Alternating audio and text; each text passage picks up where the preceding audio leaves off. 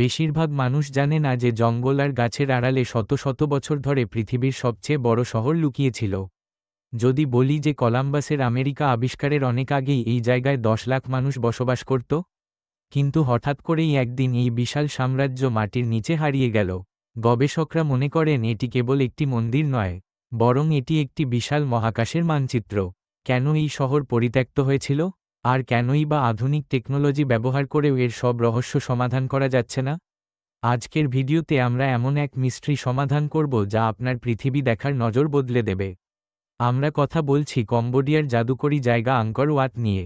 এই ভিডিওর শেষ পর্যন্ত দেখলে আপনি ইতিহাসের এমন এক অধ্যায় জানবেন যা আগে কখনো শোনেননি। কম্বোডিয়ার সিয়াম রিপ শহরের কাছে এই বিশাল মন্দিরটি রয়েছে। বর্তমান সময়ে এটি পৃথিবীর সবচেয়ে বড় ধর্মীয় স্থাপত্য বা গড়ন। এটি প্রায় 500 একর জায়গার ওপর দাঁড়িয়ে আছে। ভাবুন তো, প্রায় 400টি ফুটবল মাঠের সমান এই এলাকা। যখন কোনো মানুষ প্রথমবার এর সামনে দাঁড়ান, তখন তার মনে হয় তিনি কোনো ভিনগ্রহে চলে এসেছেন। বিশাল এক পরিখা বা জলের নালা এই মন্দিরকে চারদিক থেকে ঘিরে রেখেছে। এটি কেবল একটি পুরনো জায়গা নয়, এটি খেমের সাম্রাজ্যের অহংকার ছিল। আজ এটি ইউনেস্কো হেরিটেজ লিস্টে বা তালিকায় এক বিশেষ নাম। এই আঙ্কর ওয়াত তৈরির কাজ শুরু হয়েছিল 1112 সালে। রাজা দ্বিতীয় সূর্যবর্মন এই মন্দির তৈরির আদেশ দিয়েছিলেন। তখন খেমের সাম্রাজ্য ছিল দক্ষিণ পূর্ব এশিয়ার সবচেয়ে শক্তিশালী দেশ। সূর্যবর্মন চেয়েছিলেন নিজের শক্তির পরিচয় দিতে। এই মন্দিরটি হিন্দু দেবতা বিষ্ণুর জন্য বানানো হয়েছিল। তখন ইউরোপে মানুষ ছোট ছোট ক্যাসল বা দুর্গ বানাচ্ছিল, আর অন্যদিকে কম্বোডিয়ার জঙ্গলে গড়ে উঠছিল এক বিশাল আধুনিক শহর। এটি ছিল সেই সময়ের রাজনৈতিক আর ধর্মীয় প্রাণকেন্দ্র। মন্দিরটি বানানোর গল্প শুনলে আপনার গায়ে কাঁটা দেবে। এটি বানাতে প্রায় 50 লাখ টন বেলেপাথর ব্যবহার করা হয়েছিল। ভাবলে অবাক লাগে যে মিশরের সব পিরামিড মিলেও এত পাথর ব্যবহার করা হয়নি।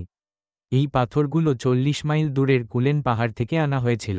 প্রায় 3 লাখ শ্রমিক আর 6000 হাতি এই কাজে অংশ নিয়েছিল। পাথরগুলো বয়ে আনার জন্য হাজার হাজার ছোট ছোট খাল কাটা হয়েছিল। পাথরের এক একটি ব্লক ওজনে কয়েক টন ছিল। কোনো আধুনিক ট্রেন ছাড়াই তারা কিভাবে এগুলো নিখুঁতভাবে বসিয়েছিল তা আজও গবেষকদের অবাক করে। আঙ্কর ওয়াতের গড়ন বা ডিজাইন দেখলে মাথা ঘুরে যায়। এর প্রধান 5টি টাওয়ার বা মিনার হিন্দু ধর্মের মাউন্ট মেরু বা মেরু পর্বতকে নির্দেশ করে। হিন্দু পুরাণ অনুযায়ী এই পর্বত হল মহাবিশ্বের কেন্দ্রবিন্দু। মন্দিরের দেওয়ালে কয়েক হাজার অপ্সরার মূর্তি খোদাই করা আছে।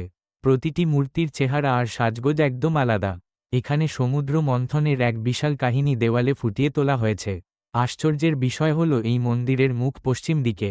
সাধারণত হিন্দু মন্দিরগুলো পূর্ব দিকে মুখ করে থাকে। কেন এই নিয়ম ভাঙা হয়েছিল তা নিয়ে আজও অনেক বিতর্ক রয়েছে। রাজা দ্বিতীয় সূর্যবর্মন ছিলেন এক উচ্চাকাঙ্ক্ষী মানুষ। তিনি নিজেকে দেবরাজ বলে মনে করতেন, অর্থাৎ তিনি মানুষের মাঝে এক জীবন্ত ঈশ্বর ছিলেন। মন্দিরের ভেতর তার রাজকীয় জীবন আর যুদ্ধের গল্প খোদাই করা আছে। তবে এই মন্দির তৈরির পেছনে ছিল এক বিষাদময় ট্র্যাজেডি। মন্দির শেষ হওয়ার আগেই রাজার মৃত্যু হয়েছিল। অনেকে বলেন তিনি কোনো এক যুদ্ধে মারা গিয়েছিলেন।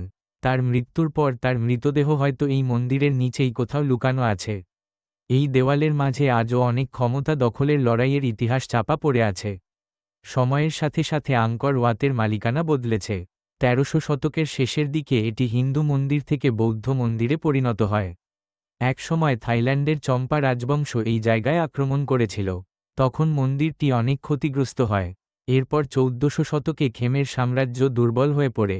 তারা তাদের রাজধানী আঙ্কর থেকে সরিয়ে নিয়ে যায়। এরপর এক বিশাল নীরবতা এই শহরকে গ্রাস করে। কয়েকশো বছর ধরে এই মন্দির জঙ্গলের লতা পাতার নিচে হারিয়ে গিয়েছিল। মানুষ ভুলে গিয়েছিল যে এমন কোনো এক জাদুকরী শহর পৃথিবীতে ছিল। 1500 শতকের পর থেকে আঙ্কর ওয়াত প্রায় ধ্বংস হয়ে যাচ্ছিল। বড় বড় গাছ মন্দিরের পাথর ভেঙে ভেতর দিয়ে বেরিয়ে এসেছিল। অনেক মূল্যবান মূর্তি আর সম্পদ চুরি হয়ে যায়। লুণ্ঠনকারীরা মন্দিরের সোনা আর দামি পাথরগুলো খুলে নিয়ে গিয়েছিল। তবে 1860 সালে ফরাসি গবেষক অরি মু এই মন্দিরটি আবার দুনিয়ার সামনে নিয়ে আসেন। যদিও স্থানীয় মানুষরা সবসময়ই এই মন্দিরের কথা জানত, কিন্তু বাইরের পৃথিবীর কাছে এটি ছিল এক নতুন আবিষ্কার। দীর্ঘদিনের অবহেলা আর প্রাকৃতিক দুর্যোগ এই মন্দিরের অনেক ক্ষতি করেছে। এই জায়গা নিয়ে ইতিহাসের পাতায় অনেক বিতর্ক আছে। ফরাসি গবেষকরা দাবি করেছিলেন যে তারাই এই মন্দিরটি খুঁজে পেয়েছেন, কিন্তু আসলে অনেক বৌদ্ধ সন্ন্যাসী আগে থেকেই সেখানে বাস করতেন। তারা বহু বছর ধরে এই মন্দির পাহারা দিচ্ছিলেন। বিতর্ক আছে এই মন্দিরের মালিকানা নিয়েও। থাইল্যান্ড আর কম্বোডিয়ার মধ্যে এটি নিয়ে অনেকবার বিবাদ হয়েছে, এমনকি আন্তর্জাতিক আদালতে পর্যন্ত এই মামলা চলেছিল। অনেকে মনে করেন আঙ্কর ওয়াতের অনেক গুরুত্বপূর্ণ তথ্য ইতিহাস থেকে মুছে ফেলা হয়েছে। কলোনিয়াল বা উপনিবেশিক শাসকরা অনেক তথ্য তাদের নিজেদের মতো করে সাজিয়েছে। আঙ্কর ওয়াত নিয়ে অনেক ভৌতিক গল্প প্রচলিত আছে। স্থানীয় মানুষরা বিশ্বাস করে যে এই মন্দিরের দেওয়ালে খোদাই করা অপ্সরাগুলো রাতে জীবন্ত হয়ে ওঠে। অনেক পর্যটক দাবি করেছেন যে তারা খিলানে কারো পায়ের শব্দ শুনেছেন। মন্দিরের কিছু কিছু সুড়ঙ্গে আজও কেউ ঢুকতে সাহস পায় না। বলা হয় ওই সব এলাকায় এক ধরনের অভিশাপ কাজ করে। কয়েক বছর আগে এক পর্যটক সেখানে রহস্যময়ভাবে নিখোঁজ হয়ে গিয়েছিলেন।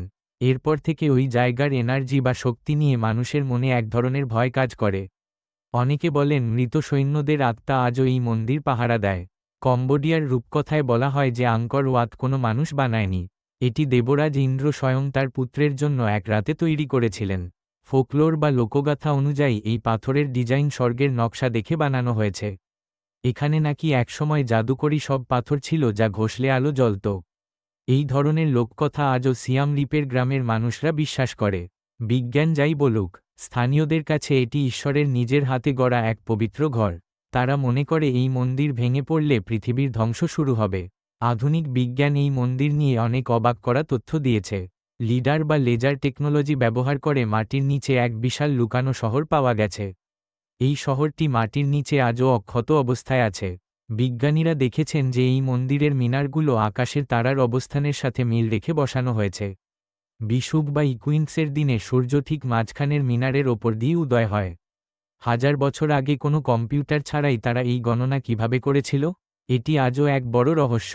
কোনো গবেষক মনে করেন এই মন্দিরের নিচে এক বিশাল জলের ট্যাঙ্ক আছে যা পুরো কাঠামোকে ধরে রেখেছে। আঙ্কর ওয়াত কম্বোডিয়ার মানুষের কাছে এক গভীর আবেগের নাম।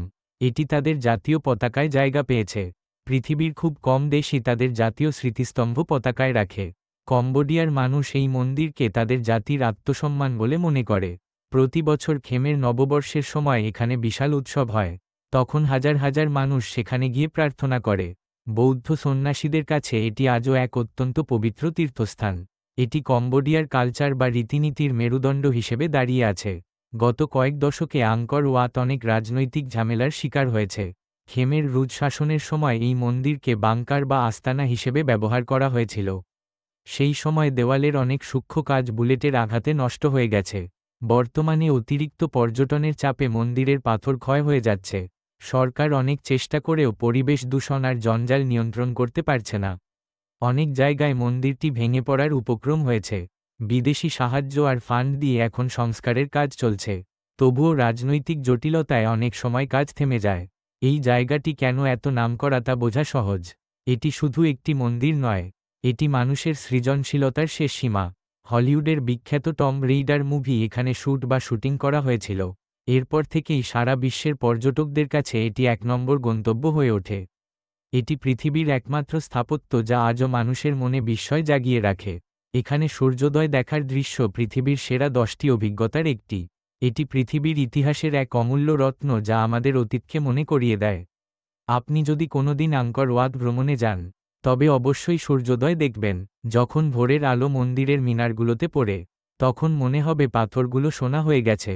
নভেম্বর থেকে ফেব্রুয়ারি মাস এখানে যাওয়ার সেরা সময়, কারণ তখন গরম অনেক কম থাকে। ভিড় এড়াতে চাইলে খুব ভোরে মন্দিরে পৌঁছানো ভালো। গাইড ছাড়াই অনেক সময় মন্দির ঘোরা যায়, তবে একজন ভালো গাইড নিলে অনেক সিক্রেট বা গোপন গল্প জানতে পারবেন। এখানকার প্রাচীন বটগাছগুলোর শিকড় যখন মন্দিরকে জড়িয়ে ধরে, তখন প্রকৃতির শক্তি নিজের চোখে দেখা যায়। ভিডিওর শেষে কিছু শখ বা চমকে যাওয়ার মতো তথ্য দিই। এই মন্দিরের পরিখা বা খালের কথা মনে আছে? এই বিশাল পরিখায় একসময় কয়েক হাজার বিশাল কুমির পালন করা হতো। তারা যাতে শত্রুদের হাত থেকে মন্দির রক্ষা করে সেজন্য এই ব্যবস্থা ছিল। ভাবুন তো, মন্দিরে ঢুকতে গেলে সেই কুমির ভর্তি খাল পার হতে হতো। আরেকটি তথ্য হল, এই মন্দিরের পাথরগুলো একে অপরের সাথে কোনো সিমেন্ট বা চুন ছাড়াই লেগে আছে। এগুলোকে এক ধরনের খাঁজ দিয়ে বা ইন্টারলকিং সিস্টেমে আটকানো হয়েছে। সবচেয়ে অবাক করা তথ্য হল, আঙ্কর ওয়াতের পাথরের পরিমাণ মিশরের গিজার পিরামিডের চেয়েও বেশি, আর এটি মাত্র ৩৫ বছরে তৈরি হয়েছিল। এই গতিতে কাজ করা আজকের যুগেও প্রায় অসম্ভব। আঙ্কর ওয়াত আমাদের এক বড় শিক্ষা দেয়। মানুষ চাইলে পাহাড় সমান কাজ করতে পারে। কিন্তু অহংকার আর যুদ্ধ এক মুহূর্তেই সেই সাম্রাজ্য ধুলোয় মিশিয়ে দিতে পারে। যে সাম্রাজ্যের মানুষ আকাশ ছোঁয়ার স্বপ্ন দেখত, তারা আজ শুধু ইতিহাসের পাতায় অমর হয়ে আছে। আমাদের আজকের আধুনিক জগতও কি একদিন এভাবে হারিয়ে যাবে? আপনি কি মনে করেন, এই বিশাল মন্দির কি আসলেই কোনো ম্যাপ বা মানচিত্র ছিল? আমাদের কমেন্ট করে জানান আপনার কি মনে হয়। ভিডিওটি ভালো লাগলে লাইক দিন আর বন্ধুদের সাথে শেয়ার করুন। আমাদের চ্যানেলে এমন আরও রহস্যময়ী গল্প শুনতে সাবস্ক্রাইব করে রাখুন। দেখা হবে পরের ভিডিওতে এক নতুন ইতিহাসের পাতায়। ভালো থাকবেন।